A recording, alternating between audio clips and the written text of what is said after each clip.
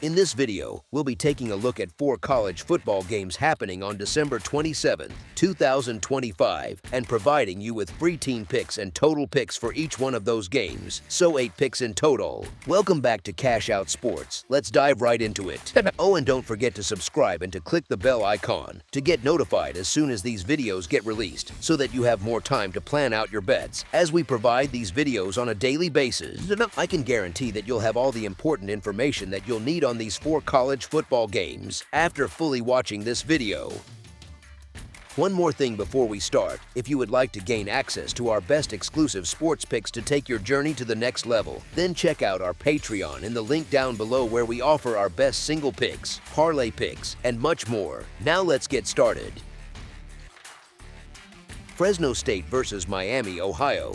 Fresno State rolls into this matchup having won 3 of their last 4, and that closing stretch was built on defense as much as anything. In each of those 3 wins, they held opponents to 14 points or fewer, which is the kind of consistency that gives an offense some breathing room.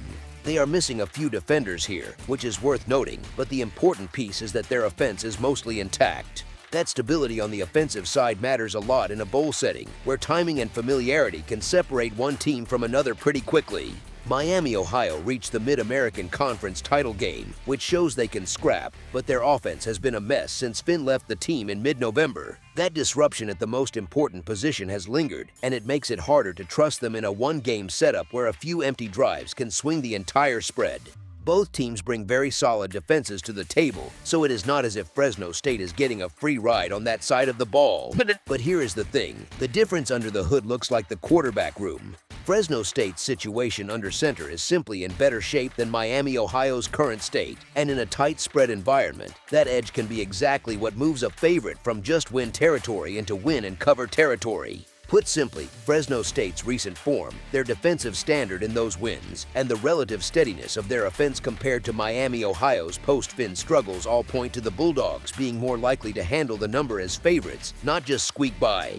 As our first pick for this matchup, the Fresno State Bulldogs to win and cover the spread as favorites is our full game side pick. Now, shifting away from who covers and looking strictly at how many points might land on the board, the numbers on both sides quietly lean toward a higher scoring script. Fresno State has averaged 26.4 points per game this season, with a nicely balanced attack built on 180.4 passing yards and 169.9 rushing yards per game. That kind of balance usually keeps a defense honest and creates steady chances to finish drives, even if you are not an all-out explosive offense. They have allowed 20.1 points per game, which is solid but not suffocating. On the other side, Miami, Ohio is not that far behind on the scoreboard, putting up 25.2 points per game with 196.2 passing yards and 152.6 rushing yards per contest. Again, you are looking at another offense that can move the ball both through the air and on the ground. Defensively, they have allowed 22.0 points per game, which fits the same general profile, capable but not completely locking games down.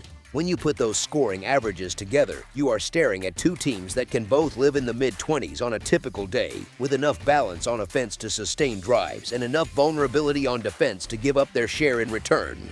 That kind of back and forth, with neither unit likely to totally smother the other, lines up more with a matchup that pushes the total higher rather than clamps it down. So even with both defenses being respectable on paper, the overall picture of 2 competent, balanced offenses and points allowed hovering a bit above 20 on each side supports the idea that this game can clear the posted total rather than stall out below it.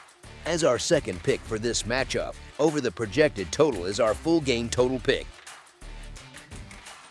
North Texas versus San Diego State. The New Mexico Bowl sets up a fun contrast, with an 11-2 North Texas team out of the American Conference taking on a 9-3 San Diego State squad from the Mountain West. North Texas finished the year ranked 25th nationally, and there is a fair argument that if they had beaten Tulane in the American Conference title game, they would have had a real shot at sneaking into the college football playoff conversation. Their offense is built around freshman quarterback Drew Mestemaker, who put up 4,129 passing yards and 31 touchdowns. He finished the season as college football's top-ranked passer in total passing yards, which is wild for a first-year starter. His main weapon on the outside was Wyatt Young, who racked up 1,209 receiving yards and 10 scores. San Diego State enters off a quieter finish, taking 2 of their last 3 games to close out a 9-3 campaign. Quarterback Jaden Denegal led the Aztecs through the air with 1,807 passing yards and 9 touchdowns. On the ground, Lucky Sutton lived up to his name with a big season, piling up 1,237 rushing yards and 10 touchdowns. The heart of this matchup is simple. North Texas brings an explosive offense, and San Diego State brings a stingy defense. As of Thursday morning, Mestamaker has announced for the transfer portal, but he is still expected to suit up for this bowl. So he gets one more chance to put a bow on an already special year and to help the Mean Green walk away from that American Conference Championship loss on a better note. With Mestamaker under center, North Texas sits first in the FBS on offense, averaging 44.8 points per game and 504 yards per game. San Diego State answers with one of the best defenses in the country, ranking 5th nationally while allowing only 12.6 points per game and just 157 passing yards per game. On the flip side, the Aztecs will not have Denegal in this game, as he is shutting things down early to get surgery and recover for next season. Both teams can feel good about what they did over the course of the season, but the lean here goes toward North Texas. Even with their head coach gone and the expectation that a few more players might choose to sit before kickoff, the Mean Green still have the more dangerous quarterback and overall passing attack. They were awful in that last game against Tulane, no way around it, and now they walk into a meeting with a very tough San Diego State defense. The Aztecs, for their part, have been carried all year by that defense while the offense stayed on the low-scoring side. These are two very different styles colliding, but taking Denegal out of the equation makes an already limited Aztecs passing game even shakier. Before Mestamaker heads off to a bigger program next season, it makes a lot of sense that he would steady things and help North Texas grab one last win for this group. Given that setup, the edge goes to the Mean Green not just to get the victory, but to handle their role as favorites against the spread as well. As our first pick for this matchup, the North Texas Mean Green to win and cover the spread as favorites is our full game side pick. We are looking at 2 teams that score in very different ways and allow very different kinds of games. North Texas has put up 46.6 points per game on the season, with 323.2 passing yards and 181.1 rushing yards per game. They have allowed 24.9 points per game on defense, so their games often tilt toward higher totals. On paper, that is the kind of team total that makes you instinctively think about points stacked in bunches. San Diego State sits in a very different scoring lane. They have averaged 24.8 points per game, with 153.7 passing yards and 188.1 rushing yards per contest. Defensively, they have been elite, holding opponents to 12.6 points per game. So we have one side with a headline-grabbing scoring average and another with a defense that lives to drag games down. Layer on what we already know, North Texas will be without their head coach and likely missing a few more key contributors by the time the ball is kicked, which can take some edge off even a high-powered offense. San Diego State already leans run-heavy and low-scoring, and losing Denegal makes it even harder for them to suddenly open things up through the air. When you combine a Mean Green defense that is good but not suffocating, an Aztecs offense that has been modest even at full strength, and a San Diego State defense that has kept teams well below their usual numbers, the total starts to feel a little inflated. It is easy to picture North Texas coming in below its gaudy season scoring average against this kind of opponent, while San Diego State keeps playing its usual patient, physical style. All of that points toward a game script where the defenses and game management limit how high the score climbs, which fits neatly with a play on the under rather than expecting a track meet. As our second pick for this matchup, under the projected total is our full game total pick. Virginia versus Missouri. This Gator Bowl sets up as one of the more interesting games on a packed Saturday slate, with the Virginia Cavaliers at 10-3 taking on the 8-4 Missouri Tigers. Virginia is walking and still carrying some emotional weight after that 27-20 overtime loss to Duke in the Atlantic Coast Conference title game, a result that slammed the door on their shot at the playoff table. Missouri, on the other hand, closed the season by dropping 4 of their last 7, but those losses came to heavy hitters, 3 playoff teams, and a near-playoff Vanderbilt group, so the slide is not quite as simple as it looks on the surface. Just like every non-playoff bowl, the first thing you have to sort out is who is actually playing. As of Christmas Eve morning in this setup, Virginia looks close to full strength. That is assuming that key pieces like running back Jamari Taylor, quarterback Chandler Morris, and safety Devin Neal are all good to go. Injury-wise, the Cavaliers will be without linebacker Cam Robinson, who is one of their best tacklers, and they might also miss top wideout Trell Harris, the leader with 847 yards and 5 scores after he got banged up in the Atlantic Coast Conference Championship. On the Missouri sideline, the absences stack up a bit differently. Starting quarterback Bo Pribula, wide receiver Marcus Johnson, and wide receiver Josh Manning have all headed into the transfer portal and are out of the picture. Tight end Brett Norfleet and impact linebacker Josiah Trotter are out as well due to injuries. So both teams are dealing with holes, just in very different spots. Missouri's passing game clearly takes a hit without Pribula, Johnson, and Manning, but there is at least some familiarity under center. Backup quarterback Matt Zoller started 3 games during the season, so this is not his first time driving the car. He is still a freshman and still learning, but having real snaps against Vanderbilt, Texas A&M, and Mississippi State, plus a few weeks to lock in on Virginia, should help him look more settled. Even so, the Tigers have not been a pass-first outfit. Their offense is built around the ground game, and that is where they can lean into an advantage here. Virginia's defense grades out very well, but there is a fair question about the quality of offenses they faced across the schedule. They have not really seen a back with the profile of Missouri's Ahmed Hardy. He went over 1,500 rushing yards on the year with 16 touchdowns, and more than 1,100 of those yards came after contact, which tells you how hard he is to bring down.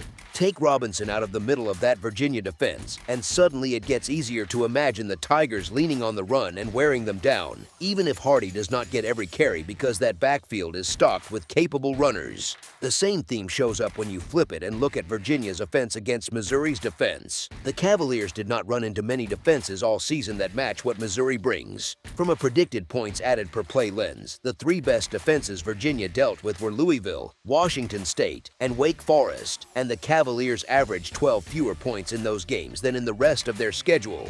On top of that, some of that production came from non-offensive plays, including 2 defensive touchdowns and 6 overtime points against Louisville. Since Week 9, Missouri has posted a top 20 front 7 havoc rate, and that kind of disruption up front should put real heat on Morris in the backfield. When you put it all together, Virginia is stepping up in class on both sides of the ball, while also trying to shake off a painful conference title loss that cost them a playoff shot. Missouri has questions of its own, especially at quarterback, but the combination of their run game edge, their defensive front, and the emotional setup tilts the spread toward the Tigers. So from a side perspective, it is Missouri or nothing in this Gator Bowl spot.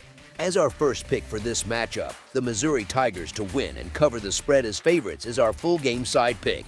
Missouri's over and under record is a clean 6-6, but the more recent stretch has leaned under. 6 of their last 8 have stayed below the number. That includes a 4-0 mark to the under in games away from home and a 2-0 under record in games where the total closed at 45 or lower, which is exactly the neighborhood this Gator Bowl total sits in. Virginia lands at 5-7-1 on totals. That record hides a pretty strong pattern, 7 unders and 1 push over the last 8. Depending on which closing lines you track, the Cavaliers have not played in a game that cleared the total since the end of September. Only twice has a Virginia game had a total below 50. The first one, against Stanford, crept over. The second one, against Wake, finished well under. The bigger issue is not the bookkeeping on totals, it is what happens when Virginia's offense steps up against better defenses. Whenever they faced above-average groups, the Cavaliers struggled to keep up their usual pace. With Missouri's defensive front sitting in that category, and with their ability to create havoc and control the line of scrimmage, it is tough to pencil in Virginia for a big number. There is also a shared limitation that drags on scoring. Since Week 9, both teams sit outside the top 110 in points per quality drive. So even when they move the ball into good field position, they are not turning those chances into points at a high clip. That is the kind of hidden drag that keeps games slow on the scoreboard, even if the yardage looks decent at times. Put all of that together, and you get a picture of 2 teams that have been living in the underworld for weeks. One offense that struggles when it runs into serious resistance, and another that is built around the run, more than explosive chunk plays. It lines up cleanly with a low-scoring script, not a shootout. As our second pick for this matchup, under the projected total is our full game total pick. LSU versus Houston. The LSU Tigers get the Houston Cougars in the Texas Bowl on Saturday, and the setup is pretty funny when you think about it.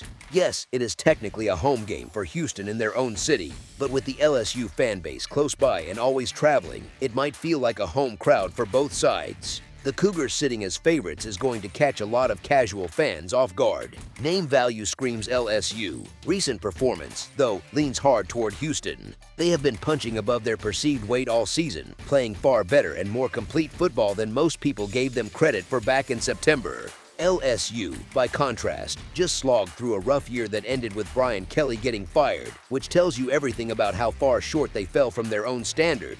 Houston comes into this one in a good place. They are largely intact from a roster standpoint. Quarterback Connor Wegman was briefly a question, but he has already said he will be back next year for his final season, so there is no bowl drama there. This is a team with a good defense, an offense that does more than enough, and a profile that the betting market never really caught up to.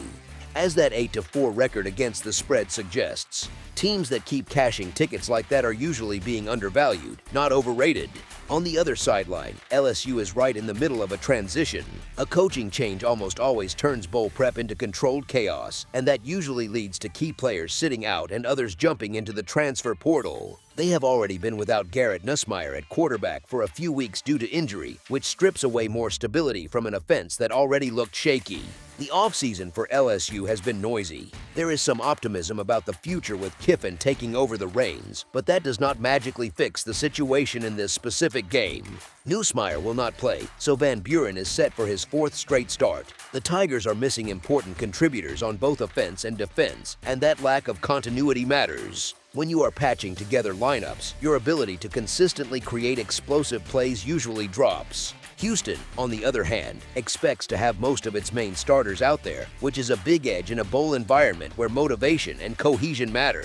We already saw the LSU offense sputter down the stretch, with the Tigers scoring 13 points or fewer in 3 of their last 4 games. They have not topped 25 points in any of their last 8. That is not a blip, that is a pattern. Meanwhile, Houston has quietly been that steady, well-coached group that just plays sound football and lets other teams beat themselves. The contrast in situations is pretty stark. Houston looks like a program on the rise, with continuity in its coaching staff and lineup. LSU feels like a team in full reset mode. They are missing their starting quarterback, their best defensive pieces, and their top receiving threat, which is a lot to put on the shoulders of a freshman making another big start against a defense coached by Willie Fritz, who is known for being sharp and disciplined. You are basically asking a young passer to solve a veteran defense while his own roster is in flux. Given that, it is easy to imagine Wegman being the best player on the field and steering Houston to a comfortable, even double-digit win. Houston looks like the more complete and reliable team right now, and there is just not much appeal in tying your money to LSU while the program is swirling through change. I would rather ride with the stable side than try to sort through the mess on the other. As our first pick for this matchup, the Houston Cougars to win and cover the spread as favorites is our full game side pick.